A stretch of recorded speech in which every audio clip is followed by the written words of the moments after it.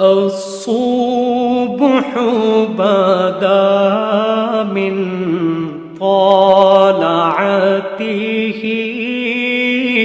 والليل دجى من وفرته.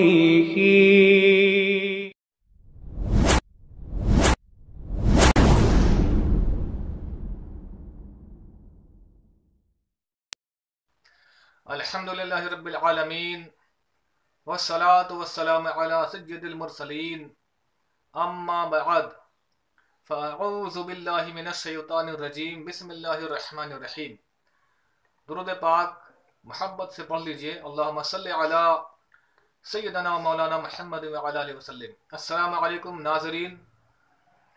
آج میں چرچا کروں گا نماز کے دو فرائض کا. جیسا کہ پچھلے ویڈیو میں نے بتایا تھا نماز کے فرائض، آپ کو یاد ہوگا اگر آپ نے ہمارا ویڈیو دیکھا ہوگا تو. اب چلتے ہیں آج ہم کہ نماز میں تکبیر تحریمہ سے کیا مراد ہے، کیا خلاصہ ہے، اس کا ڈیفینیشن آج آپ کو میں بتاتا ہوں. اس کو میں آج آپ کے سامنے ڈسکرائب کروں گا. تو تکبیر تحریمہ سے مراد یہ ہے کہ تکبیر تحریمہ اس طرح باندھنا نیت کہ جو پڑھا جاتا ہے اللہ اکبر، اس کو کلیئرلی ادا کرنا، زبان کھول کے بڑھیا سے اللہ اکبر یہ کہنا.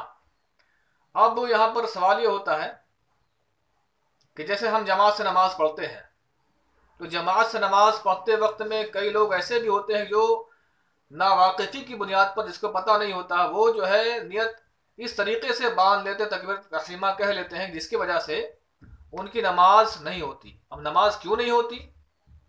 آئیے میں اس کو خلاصہ کرتا ہوں کہ جیسے جماعت کھڑی ہے، امام کے صاحب کے ساتھ ہم نماز پڑھنے گئے جماعت میں.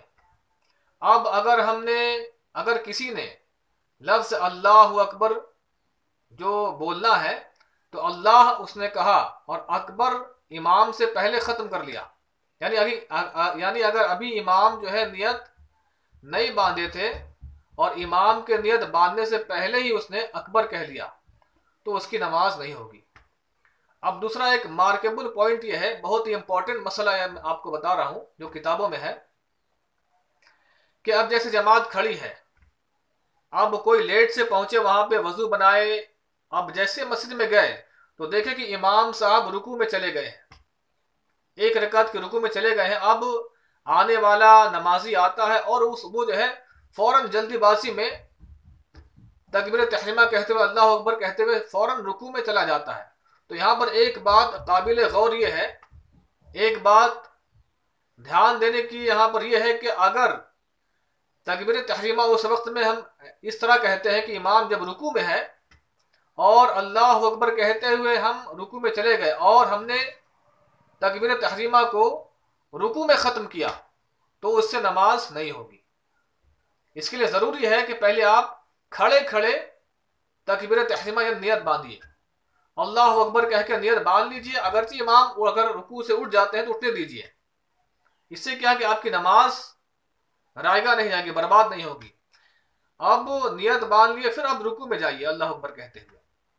یاد رکھیں کہ اگر امام کے ساتھ معمولی سا بھی رکوع میں آپ کی شرکت ہو گئی تو وہ رکعت آپ کو مل جائے گی، تکبیر اولیٰ کا ثواب آپ کو مل جائے گا. اب آئیے نماز کے جو دوسرے فرائض ہیں، یعنی قیام کرنا، کھڑا ہونا. اب اس کو میں ڈسکرائب کروں آپ کے سامنے کیا خلاصہ اس کا ہے. تو قیام یعنی نماز کے لیے قیام کرنا، یعنی کھڑے ہو کر نماز پڑھنا، یہ فرض ہے. اگر کوئی بلا عذر شرعی، بلا مجبوری کوئی اگر جان بوجھ کر بیٹھ کے نماز پڑھتا ہے تو اس کی نماز ہرگز نہیں ہوگی. اس مسئلے کو خاص کرو وہ عورتیں ذہن نشین کر لیں کہ عورتیں آج کل اکثر بیٹھ کر نماز پڑھتی ہیں، فرض ہو، سنت ہو، وتر ہو، عورتوں کو دیکھا گیا ہے کہ عورتیں اکثر یہ نمازیں بیٹھ کر پڑھتی ہیں. تو یاد رکھیں کہ بلا عذر یعنی بغیر مجبوری کی اگر عورتیں بیٹھ کے نماز پڑھیں گی تو ان کا نماز ادا نہیں ہوگا. ہاں، کب بیٹھ کے نماز پڑھ سکتے ہیں؟ اب کسی کے ساتھ مجبوری ہے، کوئی کمزور اتنا ہے کہ کھڑا ہو ہی نہیں پائے گا، یا کسی کو ایسا زخم ہو گیا کہ اگر کھڑے ہو کر نماز پڑھتے ہیں تو اس سے زخم بہتا ہے اور وضو ٹوٹ جاتا ہے، تو اس کے لیے اجازت ہے، وہ بیٹھ کر نماز پڑھ سکتے ہیں، اس کے علاوہ اور کوئی صورت نہیں ہے۔ اکثر دیکھا جاتا ہے کہ کئی لوگ اتنی مجبوری نہیں ہوتی، پھر بھی تھوڑی سی مجبوری کی بنیاد پر لوگ کرسیوں پر بیٹھ کر نماز پڑھتے ہیں، تو وہ حضرات بھی اور وہ خواتین بھی یاد رکھیں کہ بغیر صحیح مجبوری کے اگر آپ نے بیٹھ کر نماز پڑھی ہے تو آپ کی نماز ہرگز نہیں ہوگی۔ یہ نماز کے اہم مسائل میں سے، ان کو سیکھنا ہر مسلمان مرد عورت پر فرض ہے۔ اگر نہیں سیکھیں گے تو نماز ہماری برباد ہوتے رہے گی اور ہم سمجھ رہے ہوں گے کہ ہم نے نماز پڑھ لیا، ہم نے فرض کی ادائیگی کر لی۔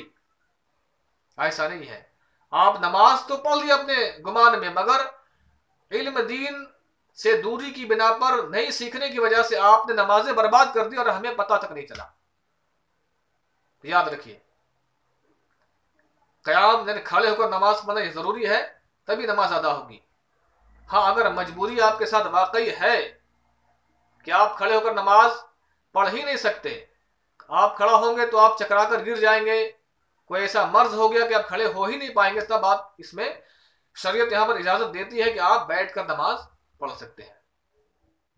جزاک اللہ۔